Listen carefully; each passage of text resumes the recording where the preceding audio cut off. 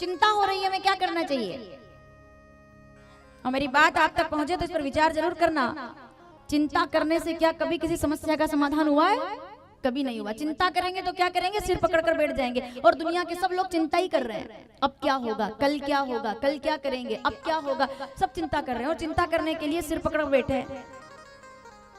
लेकिन दुनिया में चिंता करने से किसी भी समस्या का समाधान नहीं होता। तो याज्ञवल्क्य जी ने कहा, बाबा जी चिंता मत कीजिए, तो क्या करे कलयुग में जिससे उद्धार हो जाए?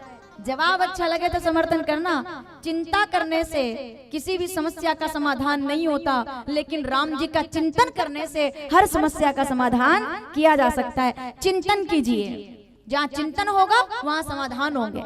चिंता कर रहा है एक युवा, चलिए मुझे नाम बताएंगे, आपके सब विद्वान लोग हैं, ध्यान से सुनिएगा, मैं नाम भूल जाऊं तो मुझे याद दिलाना। चिंता कर रहा है एक युवा कि ये सब मेरे अपने लोग हैं, मैं इनको कैसे मार सकता हूँ? भगवान रणभूमि के अंदर आकर के और कहते हैं कि तू इनका वध कर दे, ये जो तेरे सामने हैं इनसे तुझे लड़ना है। माताओं नाम याद है आपको? मैं पूछूं तब मुझे बताना। मुझे चिंता हो रही है, मैं कैसे मार सकता हूँ? ये तो सब मेरे अपने हैं। तू जिस गति से है चला तो उस गति को पाएगा, तू फूल सूंघता रहा तो किस गति समाएगा। सिर पे जिसके तेज और हाथ धनुष बाण हो, वीर उसको बोलते, वो युवा हो, वो बूढ़ा हो, जवान हो। कौन है युवा?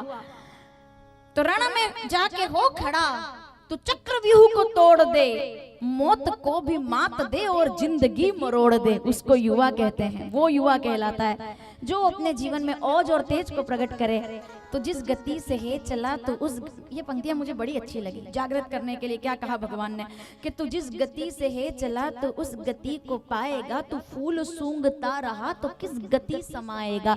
सिर पे जिसके तेज और हाथ धनुष बाण हो, वीर उसको बोलते, वो बूढ़ा हो, जवान हो।